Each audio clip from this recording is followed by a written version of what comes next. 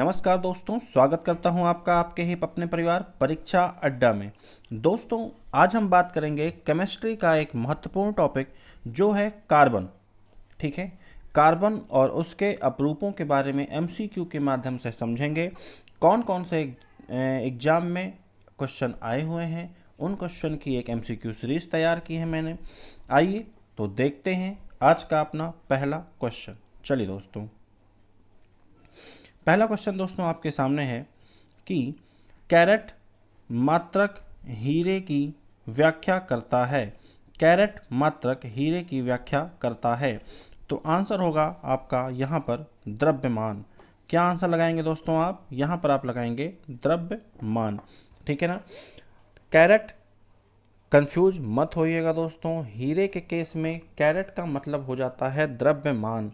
ठीक है, कई लोग प्योरिटी लगा देते हैं, बिल्कुल गलत हो जाएगा। प्योरिटी यहाँ पे आंसर नहीं होगा, जबकि मास यहाँ पे आंसर आपका सही कहलाएगा। ओके, नेक्स्ट क्वेश्चन की ओर बढ़ते हैं।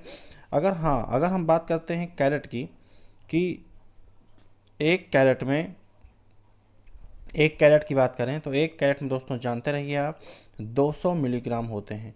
200 मिलीग्राम होते हैं। ओके, ये बात क्लियर हो गई। चलिए नेक्स्ट क्वेश्चन देखेंगे। भारत में कौन सा राज्य हीरे के खनन के लिए प्रसिद्ध है? भारत में कौन सा राज्य हीरे के खनन के लिए प्रसिद्ध है? तो आंसर होगा आपका मध्य प्रदेश, एमपी। ठीक है, जिसे आप लोग मध्य प्रदेश कहते हैं। मध्य प्रदेश में कौन सी खान है हीरे के लिए? पन्ना की खान, सभी लोग जानते हैं। ठीक है, तो पन्ना की खान हीरे के खनन के लिए बहुत फेमस है। आंसर यहाँ पे आपका बी सही हो जाएगा। नेक्स्ट क्वेश्चन की ओर बढ़ते हैं। इनमें से कौन हीरे की चमक का कारण है? आंसर होगा आपका प्रकाश का पूर्ण आंतरिक परावर्तन। यह फिजिक्स की घटना है, प्रकाश से संबंधित, वहाँ पर आपने इसके बारे में जाना है, तो इसका आंसर यहाँ पे आप लगा लीजिए बी, प्रकाश का पूर्ण आंतरिक परावर्तन। ओके, नेक्स्ट क्वेश्चन देखेंगे।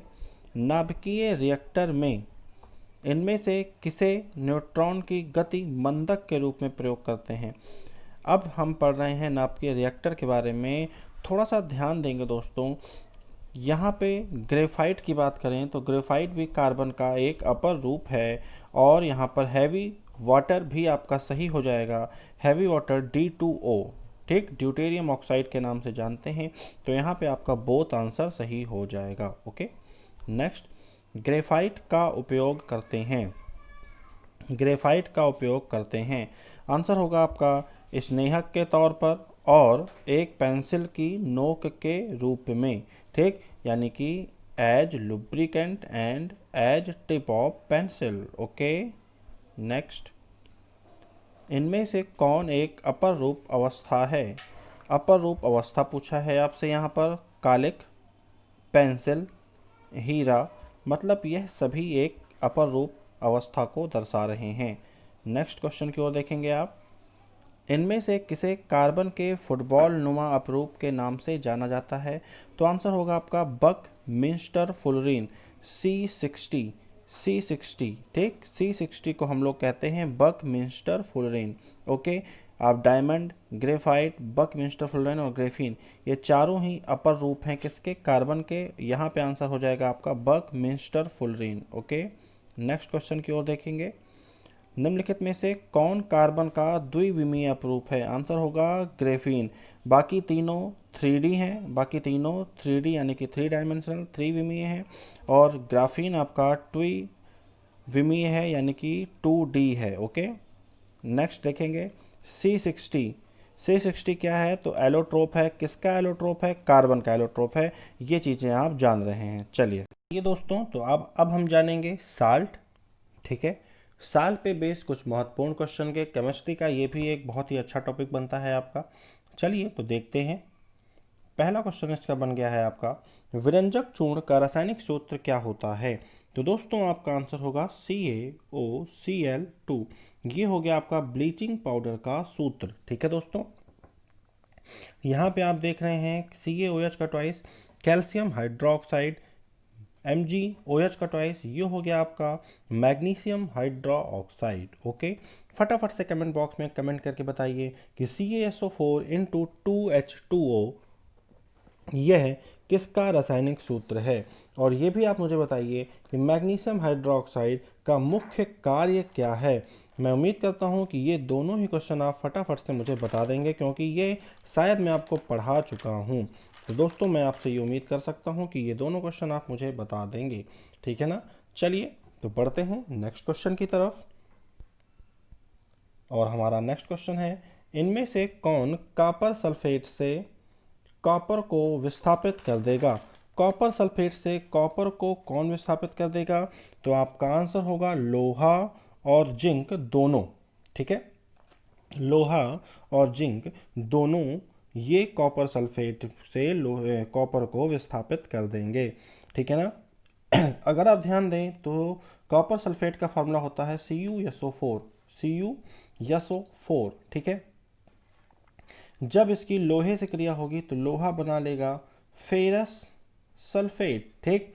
और जब इसकी जिंक से क्रिया होगी तो जिंक बना लेगा जिंक सल्फेट, ZnSO4 FeSO4, और यह कॉपर को अलग करके किनारे कर देंगे। बात समझ रहे हैं दोस्तों आप? तो ए और बी दोनों आंसर इसका यहाँ पर सही माना जाएगा। नेक्स्ट क्वेश्चन देखेंगे, इनमें से किसका प्रयोग कांच की कठोरता में वृद्धि करने के लिए होता है? तो आंसर होगा बोराक्स, ठीक है? तो बोरैक्स का जो प्रयोग होता है वह कांच की कठोरता में कहीं ना कहीं वृद्धि करने के लिए होता है। अगर मैं आपसे पूछूं बोरैक्स को जो अदर नेम होता है हम किस नाम से जानते हैं? तो सुहागा, सुहागा के नाम से कहीं ना कहीं हम बोरैक्स को जानते हैं। और इसका रासायनिक नाम क्या होता है? तो आप कहेंगे सोडियम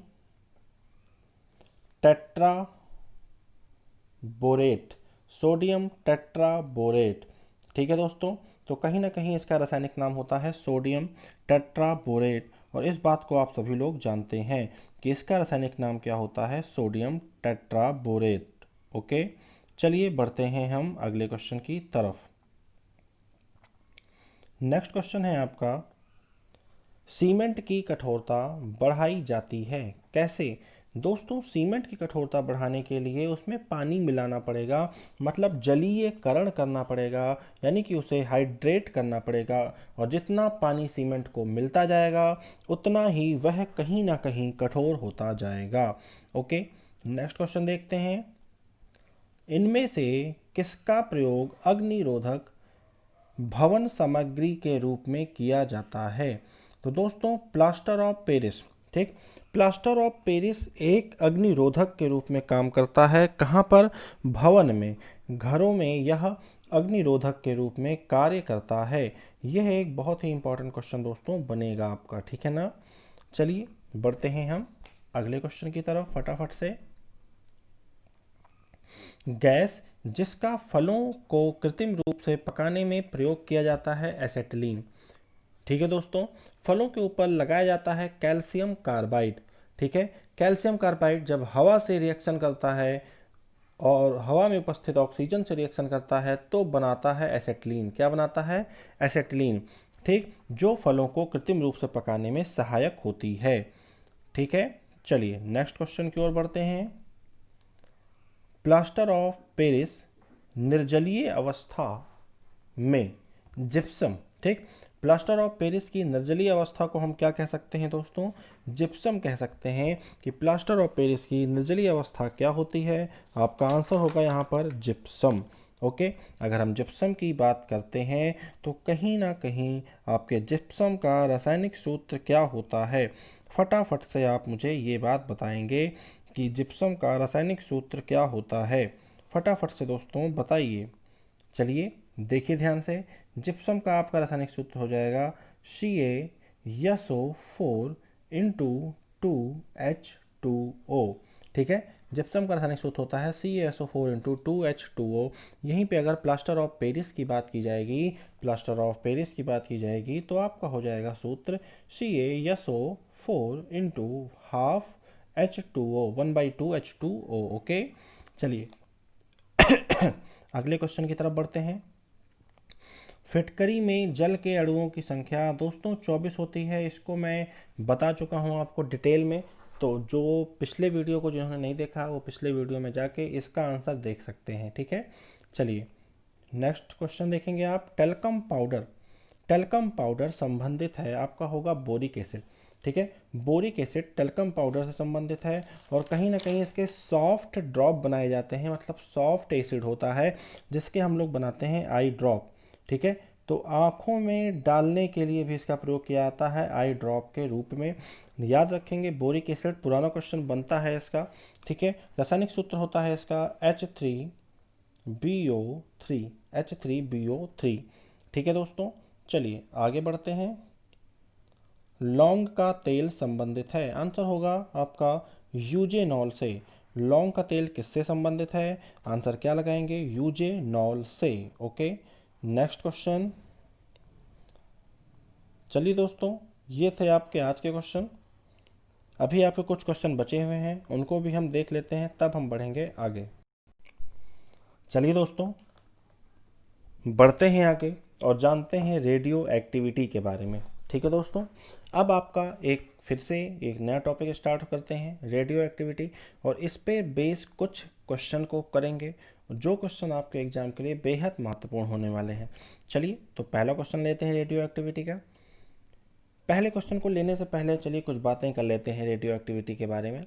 ठीक है दोस्तों, क्या आपको पता है कि रेडियो एक्टिविटी की खोज सर्वप्रथम कहाँ हुई थी या किसने की थी? रेडियो धर्मिता का जनक किसे कहा जाता है? तो दोस्तों, रेडियो धर्मिता का जनक कहा जाता है आपके हेनरी बैकुरल को। किसको कहा जाता है दोस्तों? हेनरी बैकुरल को। तो जिन्हें नहीं पता है वो नोट भी कर सकते हैं इस पॉइंट को। ठीक है, आप जानते रहिए कि इन्होंने खोज की थी पिच ब्लेंडी नामक एक तत्व की, जो कि यूरेनियम का अयस्क है। पिच ब्लेंडी नामक एक तत्व की जो कि यूरेनियम का अयस्क था, इसकी खोज की थी इन्होंने। ठीक है, तब इन्होंने किया क्या था, ये बाहर खेल रहे थे, छोटे से, बहुत बड़े नहीं थे, 18-20 साल के थे। ठीक है, वहाँ पर इन्हें एक पत्थर दिखता है, उस पत्थर को ये उठा के लाते हैं और अपने कमरे में जहाँ ये पढ़ते थे, बैठ के प्रयोग करते थे, वहाँ पर रख देते हैं। ठीक है, वहाँ पे यह उस चीज़ को रख देते हैं और इन्हीं के सामने कागज़, इनकी कॉपी किताब जो थी, वहीं पे पन्ने रखे हुए थे कुछ। जब ये 4-5 दिन के बाद वापस लौट के आते हैं तो देखते हैं कि वो पन्ने कुछ पीले हो गए हैं। ठीक है, सोचते हैं, दिमाग लगाते हैं, तो कहीं ना कहीं ये पाते हैं कि कहीं ना कहीं इसी ही पत्थर में कुछ ऐसी चीज़ है जिसके कारण कागज़ पीला हो गया। ठीक है, तो ये वहीं से इस चीज़ को खोजते हैं। और अब हम लेते हैं अपना पहला क्वेश्चन। परमाणु रिएक्टर में न्यूट्रॉन को अवशोषित करने के लिए निम्न में से किसका प्रयोग करते हैं? आंसर होगा दोस्तों कैडमियम का। ठीक है, कैडमियम की छड़ों का प्रयोग कहीं ना कहीं नाभिकीय रिएक्टर को नियंत्रित करने के लिए किया जाता है, न्यूट्रॉनों को अवशोषित करने के लिए किया जाता है। एक चैन रिएक्शन होती है नाभिकीय रिएक्टर में। ठीक है, जो बेस होती है न्यूट्रॉनों पर, जो बेस होती है न्यूट्रॉनों पर। ठीक है, चलिए कुछ पॉइंट और जानते हैं हम।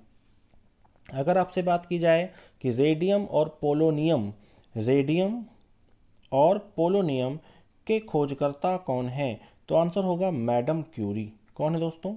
Madam Curie. ठीक है, और इन्होंने फिजिक्स में क्यूरी टेम्परेचर की भी खोज की है। ये भी आप जानते रहिए कि मैडम क्यूरी ने क्यूरी टेम्परेचर की भी खोज की है। ठीक है, और सुनिए दोस्तों, मैडम क्यूरी को रेडियम और पोलेनियम की खोज के लिए नोबेल प्राइज से भी सम्मानित किया गया है। तो जितने क्वेश्चन देख रहे हैं आप फटाफट से लिखते भी चलेंगे दोस्तों, ठीक है ना। अब सुनिए, अगर हम बात करें कि भाई पीरियोडिक टेबल में हम तत्वों को कैसे पहचानेंगे जो कि रेडियो एक्टिव हैं, तो बहुत आसान है।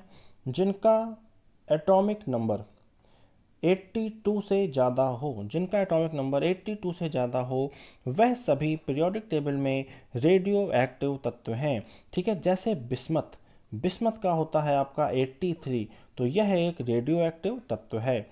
ठीक है, जानते रहेंगे दोस्तों ना। चलिए अब हम आपको कुछ और चीज़ों के बारे में बताते हैं। दोस्तों देखिए, अगर आपसे बात करें कि भाई रदरफोर्ड ने भी कुछ एक्सपेरिमेंट किए थे यहाँ पर, तो रदरफोर्ड का एक्सपेरिमेंट था क्या, तो देखेंगे आप कि इन्होंने रेडियम को एक बॉक्स में रख दिया। ठीक है, एक तरफ प्लस चार्ज दिया, एक तरफ माइनस चार्ज दिया। ठीक है, अब रेडियम से कुछ विद्युत प्रवाह जैसी, या कह सकते हैं कुछ रेडियो एक्टिव किरणें निकली। ठीक है ना। अब चूंकि इन्होंने इस डब्बे के ऊपर विद्युत प्रवाह कराया हुआ था, तो एक प्लस छोर होगा, एक नेगेटिव छोर होगा, आप जानते हैं। ठीक है, अब जो भी किरणें रेडियम से निकलकर प्लस की ओर गईं, ठीक है, उन पर चार्ज था कैसा, माइनस। आप जानते हैं कि विपरीत चार्ज की ओर अट्रैक्ट होती हैं किरणें। ठीक है, तो और इनको नाम दे दिया इन्होंने बीटा। क्या नाम दे दिया, बीटा नाम दे दिया। और ये किस तरफ अट्रैक्ट हो रही हैं, पॉजिटिव की तरह अट्रैक्ट हो रही हैं। इसीलिए इन पर कैसा चार्ज निर्धारित किया गया, निगेटिव, क्योंकि दो विपरीत पोल की किरणें ही एक दूसरे की ओर आकर्षित होती हैं। अगर आप सेम पोल कर देंगे तो प्रतिकर्षण कर देंगी। बात समझे। ठीक है, दूसरी किरणें निकलती है और जाती है माइनस की ओर, और उसको इन्होंने नाम दे दिया अल्फा, और उस पर चार्ज हो गया पॉजिटिव। ठीक, एक किरण ऐसी भी थी जो कहीं नहीं गई, बीच में निकल गई सीधे, वो थी गामा किरण, और उसको इन्होंने कहा कि ये न्यूट्रल है, मतलब इस पर कोई चार्ज नहीं है। तो आप जानते रहिए, अल्फा किरणों पर पॉजिटिव चार्ज होता है, बीटा किरणों पर माइनस चार्ज होता है। बात समझ में आ रही है।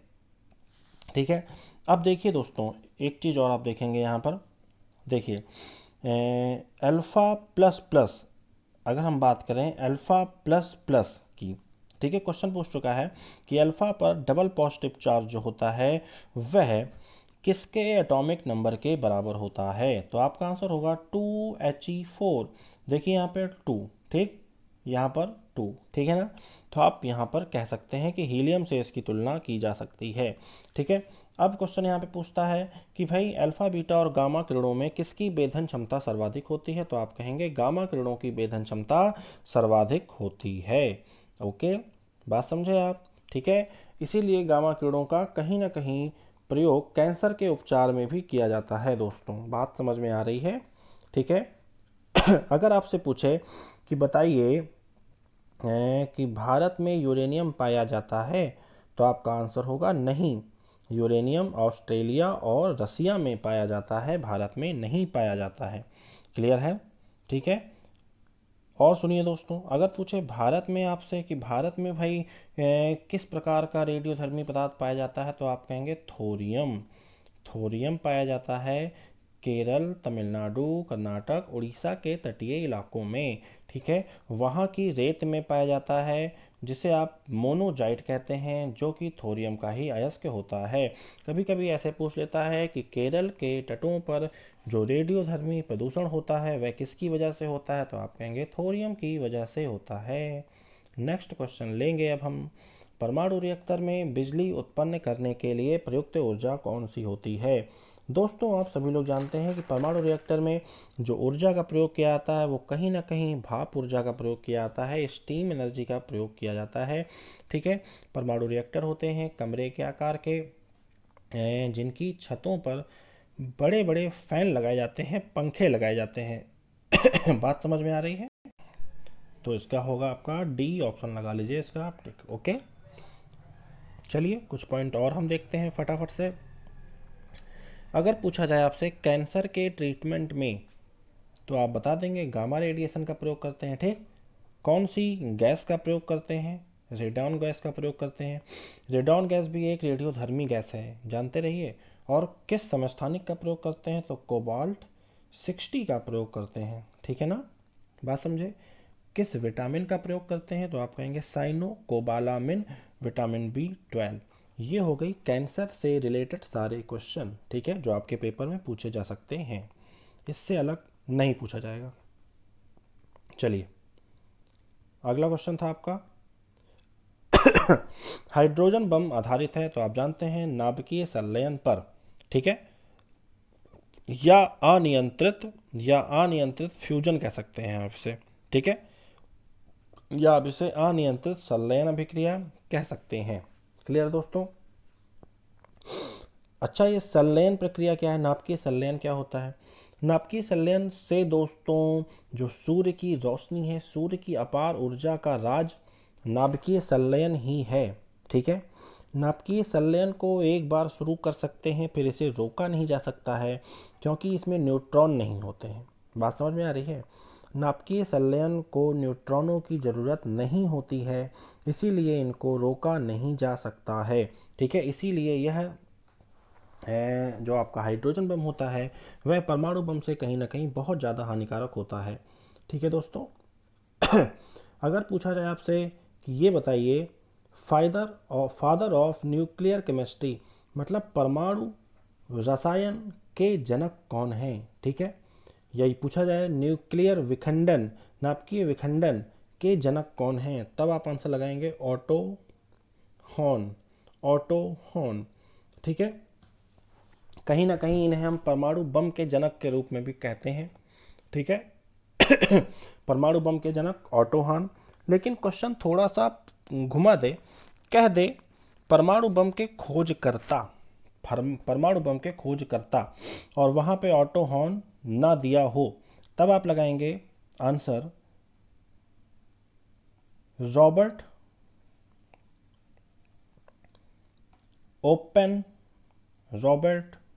ओपेनहीमर। रॉबर्ट ओपेनहीमर। ठीक है, ये होगा आपका आंसर। क्लियर है दोस्तों? चलिए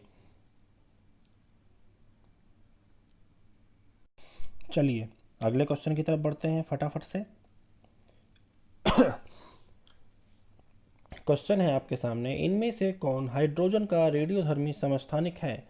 आंसर होगा ट्रिटियम। ठीक है, tritium is the radio active isotope of hydrogen. Okay, अगर हम बात करते हैं प्रोटियम और ड्यूटेरियम की, तो यह समस्थानिक तो हैं लेकिन रेडियोधर्मी नहीं है। बात समझ में आ रही है? चलिए नेक्स्ट क्वेश्चन की ओर बढ़ते हैं। इनमें से किस पात्र का प्रयोग रेडियोधर्मी नमूनों को रखने में करते हैं। आंसर होगा लेड। ठीक है, क्योंकि आप सभी लोग जानते हैं कि जो लेड होता है वो कहीं ना कहीं रेडियोधर्मी विकिरण को अवशोषित करने में कारगर साबित होता है। ठीक है ना? चलिए नेक्स्ट क्वेश्चन, इनमें से कौन रेडियोधर्मी किरणों का अवशोषण करेगा। तो आंसर हो जाएगा आपका प्याज और कैनबिस दोनों। कैनबिस माने होता है दोस्तों गांजा। ओके, चलिए अगला क्वेश्चन की तरफ। अगला क्वेश्चन है आपका, रेडियोधर्मी किरणें प्रभावित करती हैं। आंसर होगा त्वचा को। ठीक है, सबसे ज़्यादा किसे प्रभावित करती हैं, तो आंसर होगा आपका त्वचा को। ओके, नेक्स्ट क्वेश्चन की ओर देखते हैं। समूह विस्थापन का नियम किसने दिया था। तो आपका आंसर होगा सॉडी और फैजॉन ने। ठीक है, समूह विस्थापन का नियम सॉडी और फैजान ने दिया था। ओके, नेक्स्ट क्वेश्चन, अल्फा कणों पर कुल आवेश कितना होता है। तो आपका होगा 2 unit positive charge. Okay, next question और आज का अंतिम क्वेश्चन, इनमें से किसकी भेदन क्षमता सर्वाधिक होती है। आंसर होगा गामा किरणों की। तो दोस्तों आज की वीडियो को हम यहीं पर समाप्त करते हैं। थोड़ा गले में भी दिक्कत हो रही है, कुछ जुकाम था हल्का। ठीक है ना? तो वीडियो कैसी लगी ज़रूर बताइएगा कमेंट बॉक्स में लिखकर, और जिन्होंने सब्सक्राइब नहीं किया है चैनल को फटाफट से सब्सक्राइब कर दीजिए। वीडियो को ज़्यादा से ज़्यादा शेयर कीजिए। ठीक है दोस्तों, तो आज के लिए इतना ही। जय हिंद, जय भारत।